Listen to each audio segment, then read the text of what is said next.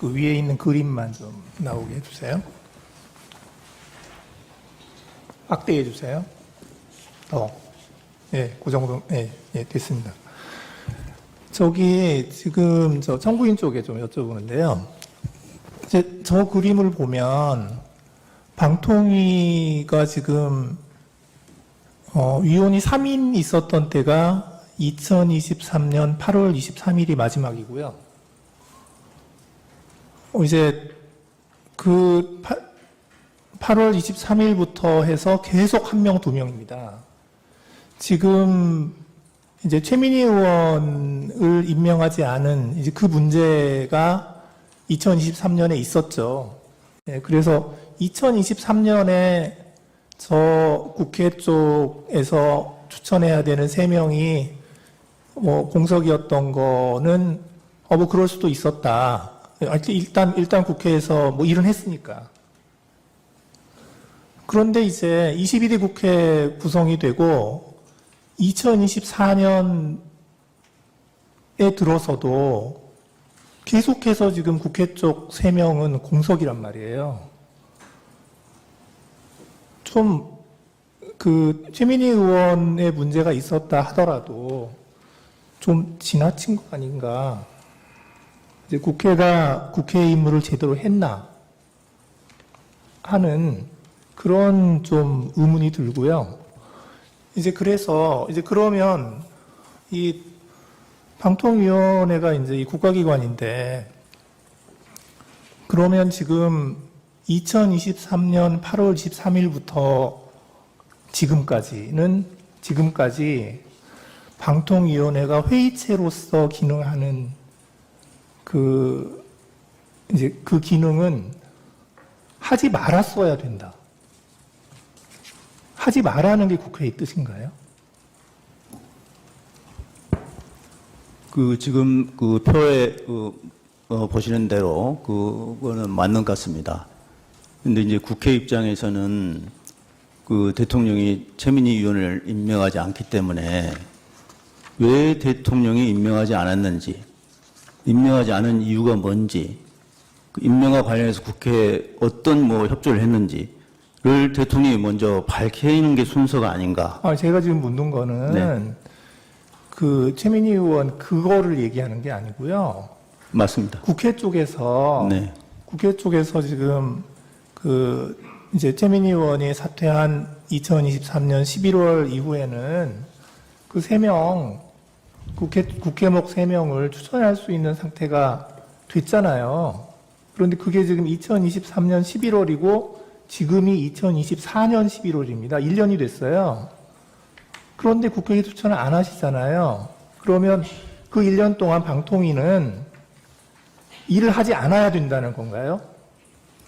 지금 그래서 국회의 입장에서는 우선 최민희 의원을 임명하지 않는 대통령실의 이유나 이런 걸 들어야 될까? 먼저 그 부분에 대해서 대통령실에서 이야기를 해야 될 것 같고요. 그 다음에 8월쯤에 민주당에서 추천을 하겠다라고 했는데 국힘 과반위 간사는 이 헌재 결정이 끝난 다음에 3명을 같이 추천하자. 또 그런 식으로 이야기를 해가지고 지금 추천이 보류됐다. 그 타임라인은 지금 현재 그런 상황이다. 그런 걸 말씀드립니다. 예, 그건 이제 국회 내부적인 이야기이고요. 네. 그럼 이 방통위원회는 국가기관이거든요. 그럼 이 국가기관은 저렇게 1년 넘게 기능을 안 해도 되는 겁니까? 국회에서 그걸 바라고 있는 건가요? 제가 좀 말씀드려도 되겠습니까? 네. 최민희 방통위원을 굳이 임명 안 하고 시간을 끌고 결국 사퇴하게 만든 책임은 윤석열 대통령한테 있는 거 아닙니까? 임명하지 않을 이유가 없어요. 근데 임명을 하지 않았습니다. 그러면 당의 문제가 아니라 국회로 책임으로 치환해서 말씀드리면 국회에서 예를 들어서 추천한다고 쳐요. 그러면 윤석열 대통령이 국민의힘이 추천한 인사만 임명하고 민주당이 추천한 인사는 임명하지 않고 이럴 가능성도 배제할 수 없는 거 아닙니까? 그러면 국회에서 내부적으로 그걸 토론할 수도 있는 문제이죠. 그러다가 시간이 흘러갈 수도 있는 문제죠.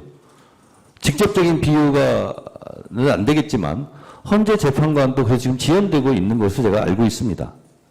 그래서 국회에 책임이 있다라고 말하는 것은 일견 맞을 수 있는데 실제로 추천하는 프로세스 과정을 본다면 국회에서는 실제로 정당 간의 입장이 있고 그것이 국회 추천으로 외화가 될 텐데 그런 저간의 사정이 있다는 점도 우리 재판관님들께서 좀 고려해 주셨으면 좋겠습니다. 헌법재판소 말씀을 하셨는데 지금 헌법재판소가 지금 10월 17일에 재판관 3명이 퇴임을 하고 오늘이 언제예요? 오늘이 지금 11월 12일이니까 거의 한 달째 지금 그 재판관이 전체가 모여서 바깥으로 내보내는 결정을 못 하고 있단 말이에요. 그러면 이 헌법재판소에 대해서 이렇게 그 재판관을 추천하지 않고 국회에서 3명을 추천하게 되어 있는데 그걸 하지 않는 그것도 지금 국회가 제 기능을 하지 않는 것인데 그게 그 국회의 책임 이외에 다른 누구의 책임이 있나요? 그러니까요. 그런데 네. 그러면 이제 국회의 뜻은 헌법재판소는 일을 하지 말라는 건가요? 제가 말씀드려도 되겠습니까? 예. 헌법재판관 문제는 이런 것 같습니다. 국회에서 법으로 다 규정하면 좋겠지만 그렇지 못한 관례라는 게 있습니다.